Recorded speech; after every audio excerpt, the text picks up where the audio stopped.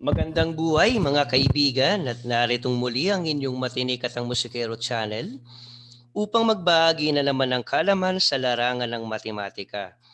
Ang ating usapin sa sesyong ito ay ating pinamagatang Compound Interest Part 1, Mathematics of Finance. Pero bago natin simulan ang ating diskusyon, kung maaari lamang po, kung pwede lang po sana, pakisubscribe na muna ng ating channel. Paki-press ng notification bell and at the same time ng like nang sa gayon ay lagi po kayong updated sa aming mga videos. Ngayon naman po ay maaari na nating simulan ang ating usapin. Ano nga ba ang ibig sabihin ng compound interest? Compound interest is the accumulation of interest to the principal amount of borrowed money or deposit which as a process of earning interest on interest. Malupit naman pala eh. Patubo na, tumubo na, patutubuin pa.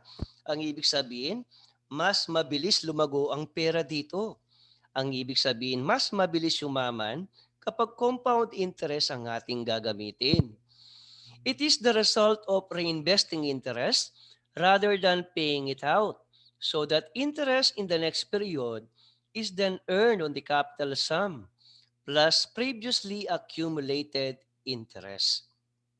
At syempre, meron tayong mga formulas under ng compound interest. Ating simulan sa formula on how to compute for the compound interest I. Para ating makalkula ang I is equal to F minus P. Na ang ibig sabihin, F is the future amount or final amount. Ang iba naman ang tawag dyan is face value. P, principal or present value. Ito yung puhunan o ang tinatawag nating kapital. I, ito yung kita. Kaya nga lang, compound interest ang tawag natin sa kita. Formula on how to compute for the future amount or full amount. F is equal to P times 1 plus I raised to N. Ang ibig sabihin, I is the compound interest rate in percent. Take note, during calculation, ang interest rate kailangan nakakonvert sa decimal. Halimbawa, 25%. Convert ko ng decimal, kailangan ko lamang i-divide ito ng 100. Ang 25% din is equal to 0.25. E paano naman kung 9% lang? 9% divide ko ng 100, ang value is 0.09. 0.09 noon ang ating gagamitin during the calculation. N, number of periods. Ang ibig sabihin ng N actually is TM, pero mamayang konti ipapakita ko rin yan. But, ang sabi, I daw is equal to J over M at ang N naman is equal to TM. So, ang ibig sabihin yan from our formula na F is equal to P times 1 plus I raised to the N power, ang I pwede nating mapalitan ng J over M at ang N naman ng TM. That is why, thus, F is equal to P times 1 plus J over M raised to TM. Wherein, ang ibig sabihin ng J, nominal rate of interest in percent. And T naman is period of time in years. Take note, kapag nasa months ang given time, kailangan may convert ng years. Same thing, kapag days ang given, kailangan ding ma-convert sa year. Sa nominal rate of interest naman in percent, during calculation, kailangan ding ma-convert yan sa decimal. By doing that, we have to divide the given nominal rate of interest in percent by 100 para ma-convert natin ito sa decimal. And M is the number of times the interest is compounded each year. Yan ang ibig sabihin naman ng M. Ito ngayon ang iba't ibang values ng M natin. Depende yan sa kondisyon. Kapag sinabing sa problem is compounded annually, ibig sabihin, isang beses kada taon lang yan. Kaya ang value ng M is equal to 1. Compounded semi-annually, M is equal to 2. Twice a year ang ibig sabihin yan. Compounded quarterly, 4 na beses sa loob ng isang taon, M is equal to 4. Compounded monthly, dahil ang 1 year is equivalent to 12 months, ang isang taon ay mayroon tayong 12 months, Ang ibig sabihin ng M is equal to 12. Compounded by monthly, M is equal to 6. Compounded semi-monthly, M is equal to 24 dahil twice a month ang ibig sabihin yan. And then formula on how to compute for the present value. Ito ang ating formula siyempre. Kung may formula tayo ng F, meron din tayong formula para sa present value. P is equal to F all over 1 plus J over M raised to Tm. And then next, derivation of formula for finding the value of time. Magsimula tayo sa formula ng F is equal to P times 1 plus J over M raised to Tm. At dyan natin ngayon umpisa ng ating derivation. So ano nga ba ang unang step natin gagawin sa ating given formula? Divide both sides of the equation by P. Yan. Next step. Atin nang na-divide sa P, both sides. That is why ang equation natin, F over P is equal to 1 plus J over M raised to Tm. Apply the function of logarithms on both sides of the equation. Ibig sabihin sa left, titake ko ang logarithm ng F over P, and at the same time, sa right hand side din, ititake ko rin ang logarithm ng 1 plus D over M raised to Tm. Kaya ang kaantungan ng ating equation, log of F over P is equal to log of 1 plus D over M raised to Tm. Recall now the properties of logarithm. Ang log ng M raised to Y is also equal to Y log M. Equal lang pala ang dalawang yan. Ano bang ginawa dito? Ang Y na exponent ng M ay maaari palang nating dalhin sa unaan before log. That is why Y log M. So pwede pala nating i-apply ngayon sa ating given equation. Ang Tm, pwede ko ring dalhin sa unaan before ng log of 1 plus J over M. So apply natin. Log of F over P now equal to Tm times log of 1 plus J over M. Then afterward, divide both sides of the equation by, para mahanap ang time, M log 1 plus J over M. Lahat ng mga factors na nakamultiply sa time, yun ang pang-divide natin. Ang M log 1 plus J over M. After doing that, may formula na ngayon tayo ng time. Time is equal to log of F over P all over M log of J over M.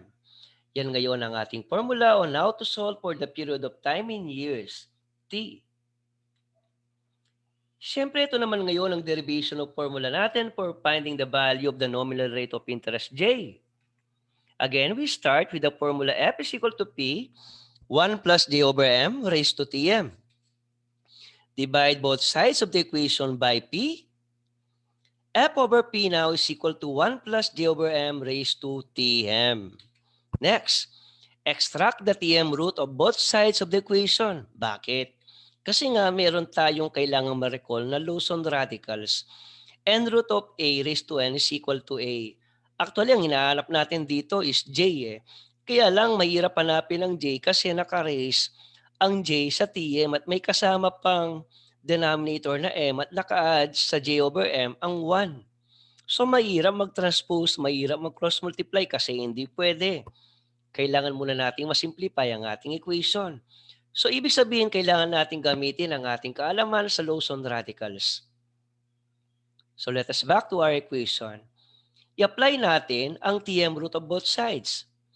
Ang Tm root of F over P is also equal to the Tm root of 1 plus D over M raised to Tm. Dito sa ating Lawson radical, ang index of the root ng A is N at ang power is N. Nagkapareho. So kapag pareho pala, pwede ko nang alisin ng radical symbol. That is why A na lamang ang ating sagot dito. So same thing din dito. Parehong Tm ang index at ang power. So pwede ko na rin alisin ang index. I mean ang root. Kasi equal ang index at ang power eh. So pwede ko nang alisin ng radical symbol. That is why 1 plus D over M is equal to Tm root of F over P. Next step, transpose 1 to the right side of the equation. So kapag naglipat tayo ng term, magpapalit tayo ng sign. Ang 1 na dating positive from left, magiging negative na sa right-hand side. That is why J over M is equal to Tm root of F over P minus 1.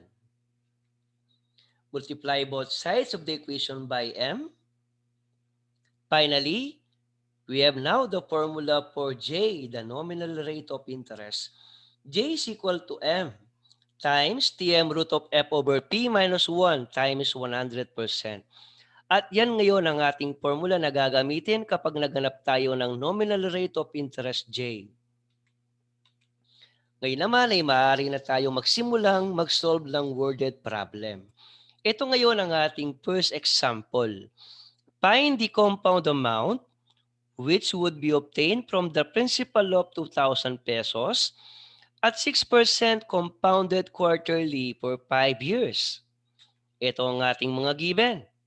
Principal natin, 2,000 pisong tumataginting. J, 6% or 0.06 kapag yan ay ating convert sa decimal. Time is 5 years. M is equal to 4.